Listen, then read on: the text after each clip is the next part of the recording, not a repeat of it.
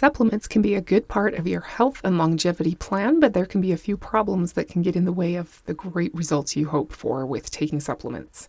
Today, we'll talk through 6 potential problems with supplements so that you can avoid them and get the most out of your personal supplement regime. You're listening to the Health Courage Collective podcast, episode 192, The Problem with Supplements, originally published November 2nd, 2022.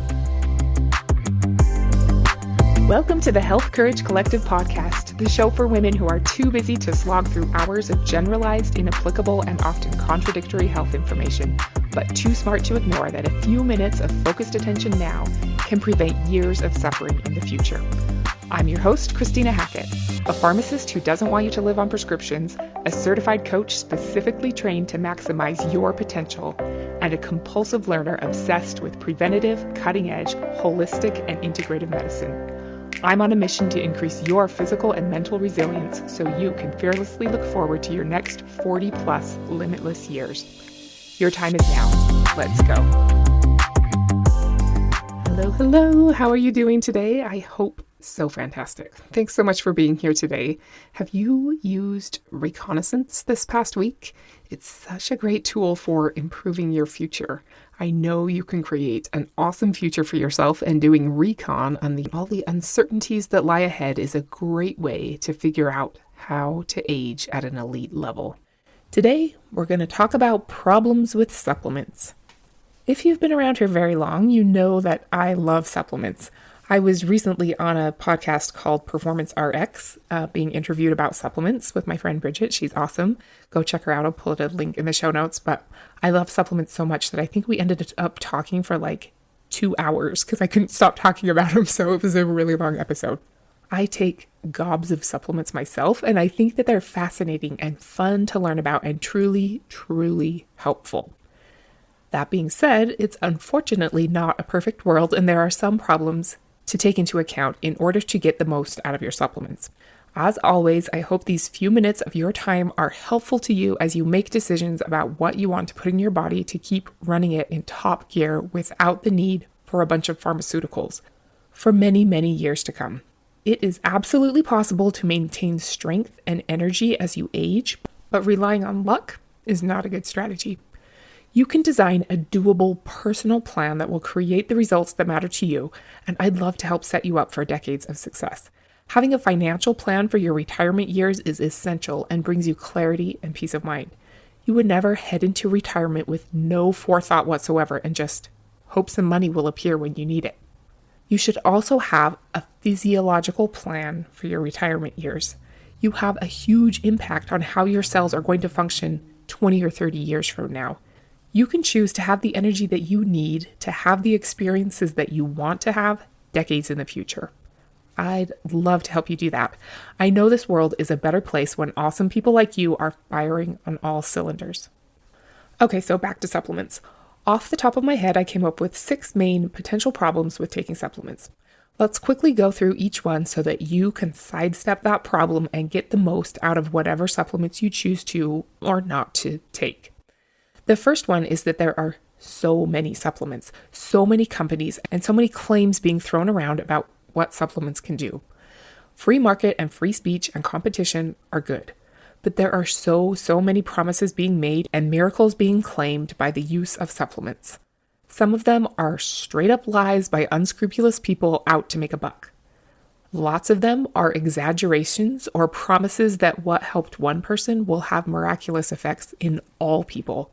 A lot of what is pushed is that natural cures or remedies are inherently safer than mainstream medications.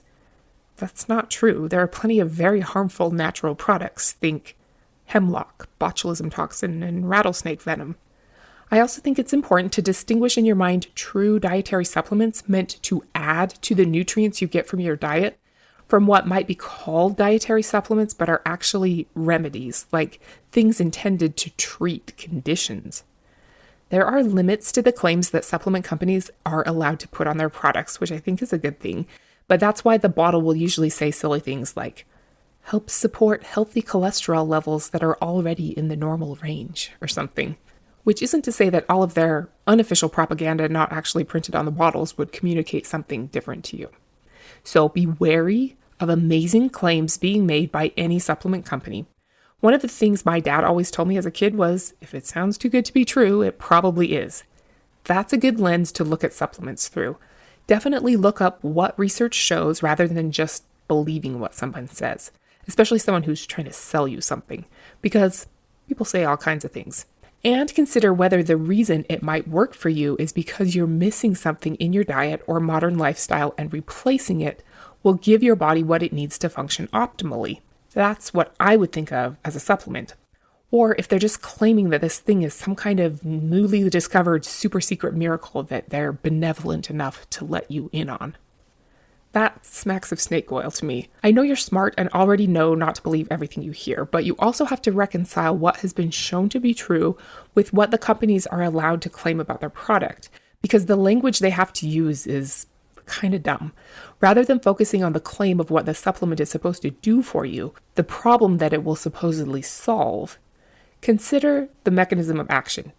Does fish oil naturally convert to specialized pro-resolving mediators in your body via an enzymatic conversion? And providing the specialized pro-resolving mediators directly provides more direct benefit? It does, by the way. Okay, cool, that makes sense. Or someone claiming that their product mirrors the ecdysteroid hormone lobsters produce to get skinny enough to wiggle out of their shells. That's a real claim from a supposedly slimming lotion that says it makes you shrink like a lobster. Shockingly, it didn't work. The second problem is that the supplement market is largely not standardized. I mean, there are some regulations, obviously, but it's a little bit like the Wild West. I actually don't think that more government regulation would make it any better. Maybe it's unfortunate that you have to be the one to determine whether you're buying a quality product, but that's the reality. And getting the government involved wouldn't be better. The FDA has the authority to do assays and make sure that what's on the label is actually in the product, and to make sure that there aren't any harmful substances in there. But they rarely do. I've heard reports of supplements being tested and having grass clippings in there instead of herbs, or men's health supplements having sildenafil, which is Viagra, or red yeast rice supplements actually having lovastatin in there, which is a prescription cholesterol medication. There are, unfortunately, unscrupulous companies who don't care about hurting people. They'll usually sell whatever is trending at the moment, so that's a way to be watchful of them. Whenever you're considering buying a new supplement, think about whether you want to take that supplement, that chemical entity, and also what company you're going to buy it from. Avoiding any fly-by-night opportunistic companies if you can. Find that product from a manufacturer you already know and trust. It sounds like a pain in the butt, but it's really not. Once you know a couple or a handful of good supplement brands, you can just stick with those guys, and it actually makes it a little bit easier. Reducing decision fatigue is a good thing. You can go to fda.gov and search for the supplement brand to see if it's had any legal action taken against it. It doesn't show quality, but whether they've gotten in legal trouble. Reputable companies have been around for a long time, and they care about the quality of their products, so they engage in rigorous quality control. They usually have a third-party lab verify them so that they can show that they're held to high standards. Good companies test for the presence of heavy metals. Those can be contaminants, or some herbs, especially hemp, tend to efficiently extract heavy metals from the soil, so that's a big problem in CBD supplements. Some supplements have aflatoxins from mold. If it's an herb, the company needs to know whether it's the stem or the leaf or the flower or the seed that has the active component, and use the right part. Their extraction method is very important. Some companies use industrial solvents that are bad for your body to extract the active ingredients. Some use heat when heat destroys what they're trying to extract. Some processes make it so that substance can't be absorbed by our intestines or is destroyed by room temperature storage, humidity, or stomach acid. Basically, they really need to know what they're doing. Hey there, I wanted to quickly interrupt and let you know that it's so much less of a struggle to consistently dominate your health choices when the thoughts you think naturally nudge you toward what you're trying to achieve. If you're looking to more consistently rock your healthy behaviors, I have a completely free 18-minute mini course for smart women like you who know that sometimes a quick mind flip can go a long way. Click the link in the show notes or go to healthcourage.ck/page/mini for this free mini course on 6 thoughts people who consistently rock their health choices think, and start putting one of them to good use inside your head today. There are a few certifications you can look for on labels. They're not foolproof, but they're something that can be helpful. They're optional additional steps companies can voluntarily go through to prove that they care about quality. They do cost the company money, so that can be a barrier and potential problem, but they're a sign that the company cares about demonstrating that they make quality items. One is CGMP, Current Good Manufacturing Practices. This is the easiest one to get. Another is USP Verified. That's the United States Pharmacopoeia. That's a pretty good mark of quality. So is NSF Certified. That actually stands for National Sanitation Foundation, which I think is hilarious. It sounds like a company that should be inspecting porta potties or something, but it's a good and difficult certification to get. The NSF standards are quite high. There's another good one that's pretty uncommon called TGA, or Therapeutic Goods Administration, which is an Australian company. You also want to buy supplements from somewhere where you're sure they're not counterfeit. That happens all the time on Amazon and eBay and stuff, I'm sure you know, and you want to buy them from someone who has stored them correctly and not for too long. Most supplements need to be in temperature, humidity, and light-controlled environments. If you want a quick and easy cheat sheet of supplement brands that I like and trust and from which I buy my own supplements, I have a free list that you can grab at healthcourage.ck.page/brands. No www, just healthcourage.ck.page/brands, or you could just click the link in the show notes. Obviously, it's not comprehensive, but I've done a ton of legwork of vetting these companies, and I think it's an excellent place to start and will make it way easier for you to choose who to buy from. A third problem with supplements is bias. Some people are biased towards supplements and think all of them are good and all pharmaceutical drugs are bad. That's not a healthy way to think. I just listened to the book Educated by Tara Westover. Have you read it? There were some crazy stories in there that go way beyond just bias against conventional medicine, like insane. Most medical people are biased against supplements. They think people are being duped by the supplement industry and wasting their money creating expensive pee. They say there isn't any evidence, and if any of these supplements were actually any good, there would be proof that they work. Without getting too conspiratorial, there are mountains of evidence for nutritional medicine. But far and away, almost all study results magically show results in favor of whoever funded them. Drug studies show benefit when funded by the drug companies. Several drug companies have actually funded studies on supplements, and lo and behold, the supplements were shown ineffective. Imagine that. Also, a lot of nutritional research is funded by Coca-Cola or General Mills or Kraft. So imagine what those studies show. Anyhow, we want knowledge and wisdom, but when you're learning from people, consider whether they're biased towards supplements or against them. We want to listen to both sides because neither is entirely right or entirely wrong, but they'll both try to convince you that they are. A fourth problem can be the ability to evaluate the cost. I absolutely do think of well-chosen supplements as an investment, but an investment is only good if the ROI, return on investment, is good. All stocks are not good investments, and neither are all supplements. Imagine if you and your next-door neighbor both bought the same stock at the same price, and they got a 30% return, and you lost all your money. That would be ridiculous. But some supplements that do amazing things for someone else will do nothing for you because they're not what your body is deficient in. You don't want to spend your money adding more of something that you don't need. I know lab testing can be an additional cost, but it can actually save you money in the long run by making sure you're taking what you actually need. I love looking at that stuff, and I know a lot of nuances about it. I'd love to help you figure out what your body needs to function optimally for the long haul. It'll save you way more money than just the cost of supplements. It can save you from having to go down the road of medical tests and treatments and medications and procedures in the future. It can prevent entire disease states and change the path of your life. I'm trying not to sound too melodramatic about it, but it is true. Click the link in the show notes or go to my website, healthcouragecollective.com, to get on the interest list and finally understand what your unique body needs to thrive for years to come. In addition to lab testing, it's worth your time to pay attention to how you feel. I know it can be a little hard to tell, but if you're taking a supplement for a specific reason, see if you can tell whether you feel different after a while.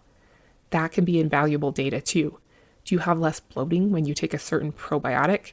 Do you sleep better when you take magnesium glycinate at bedtime? Do you feel less sore when you take specialized pro-resolving mediators? You won't be able to feel your vitamin D level or omega-6 to omega-3 ratio, so labs are invaluable there, but there is a lot that you can feel, so tune into the subtleties and adjust your spending accordingly. Okay, fifth. So numbers 5 and 6 are near and dear to my heart, and what I personally believe are the two biggest problems with taking supplements.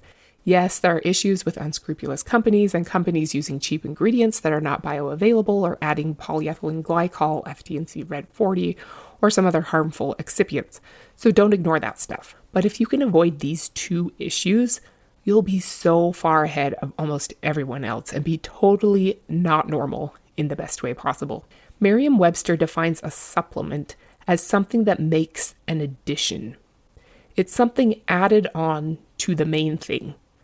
This is really important because as much as I love supplements, they're an addition. They're not what's going to change your health. Getting the perfect supplement regime, fun and important as it is not the main thing. I can get pulled into that way of thinking sometimes too. It's easy to start thinking that because it's complicated and nuanced and requires personalization and expertise, that a perfect set of supplements is what we should focus on. But it's not. It's just something we can add to what we really need to be focusing on. It's so easy to overlook the basics, but the fundamentals are fundamental for a reason. Author and world-class leadership coach Robin Sharma has an awesome definition of greatness.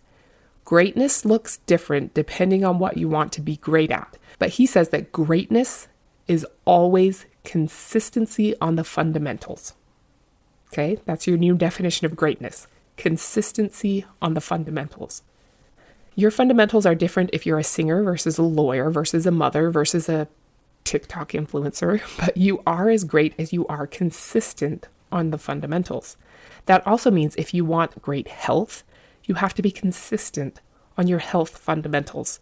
It's so easy to hear about getting 8 hours of sleep at night and go, yeah, but what about apple cider vinegar? But when you get real and granular about your fundamentals, like becoming semi-obsessed with the basics, everything else starts to naturally fall into place. There's a great story about Kobe Bryant. I don't want to take up too much of your time with it, but the gist of it is that he attributed his being the best player in the game to the fact that he never got bored with the fundamentals. He relentlessly ran himself through basic footwork and ball handling drills because he knew that amateurs think the basics are something you move beyond, and professionals know that to be the best, you double down on the fundamentals. You'll get so much more leverage by focusing on mastering the fundamentals than on mastering your supplement list. Once your foundation is solid, you can add supplements on top and watch the magic happen. I consider your health fundamentals to be eating, moving, sleeping, and breathing appropriately. All right, number 6 has a special place in my heart. One of the absolute biggest problems with supplements, in my opinion, is our mindset. That sounds kind of stupid, but we're so deeply entrenched in our Western medical model that we don't even realize that almost everyone is using their culturally installed perspective to incorrectly evaluate supplement use. Like, we all know that the double-blind placebo-controlled trial is the gold standard for determining efficacy. You make one tiny change, control every other possible variable, and evaluate the effects of that singular intervention. One procedure, one therapy, one chemical entity to treat one specific problem. Sounds nice, but our bodies are far too complex for that to actually be the case, especially with nutritional supplements. Magnesium is required for 300 different chemical processes in the body. It doesn't have a singular effect. If you increase your zinc level, your copper level will go down. Some people have too much copper, and that's a good thing. Some people will develop a copper deficiency, and that's a bad thing. When your vitamin D levels are low and your omega-3 to omega-6 ratio is out of whack, your cell's hormone receptors don't work correctly, so you won't get the same effect from the same hormone prescription as someone else. No changes, especially nutritional changes, are really made in isolation. Everything affects everything else. We crave that kind of cut and dry precision. We've been led to believe it is the case, but it just doesn't play out with either supplements or drugs. We need to be more holistic with our nutrient corrections, but providing your body with what it needs to function at a biochemically high level is absolutely possible. There are definitely nutrients that get depleted from living in our toxic world and compounds that we run low on as a consequence of aging. There's so much we can do with supplements. It's fascinating and exciting, but beware of anyone who says that they have the singular answer and definitively know that one supplement will have one effect in everybody. I roll my eyes when I hear that a study has proven that vitamin C doesn't help with COVID or fish oil doesn't improve memory or whatever.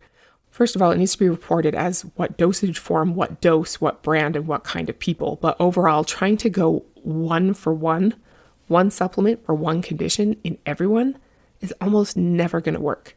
But having a systematic plan totally works. If you haven't heard of Dr. Dale Bredesen before, he is super awesome. He's a neurologist who can prevent, halt, and even reverse the progression of Alzheimer's disease. Most doctors and neurologists still say that's not possible, but he's been doing it very successfully for like 10 or 20 years.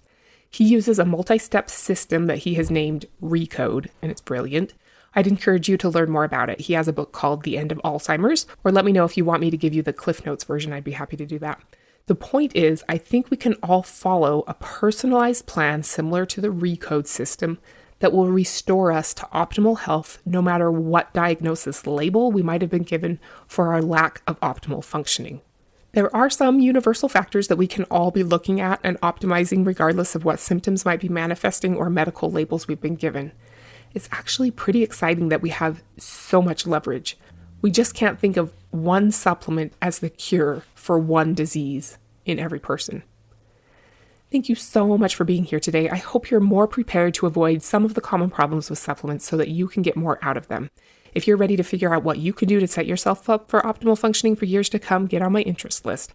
I'd love to help you stay disease and medication free. And don't forget to grab your free list of supplement brands that you can trust from the link in the show notes or from the free resources page on my website, www.healthcouragecollective.com. Free resources and then supplement brands I trust, so that you're using quality products that actually work and getting the return on your supplement investment that you're hoping for.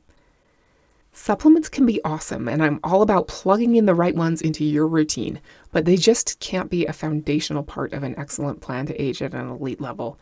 They can definitely be a supplement to a good plan, but they're just not the first or second or third place.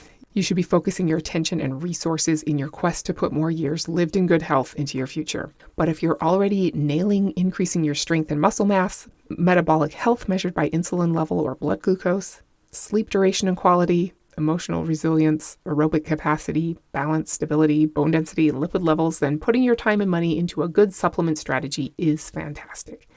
And are there supplements that can help with all of those things? Absolutely. Are they the things that will give you the biggest wins in all of those areas? No. So let's keep all the amazing benefits supplements can offer us while also keeping their value in perspective. Thank you so much for being here today. I hope you're more prepared to avoid some of the common problems with supplements so that you can get more out of them. Next week, we're going to talk about all the ways that our goals can work against us and hold us back instead of creating the future we want. Don't let that happen to you.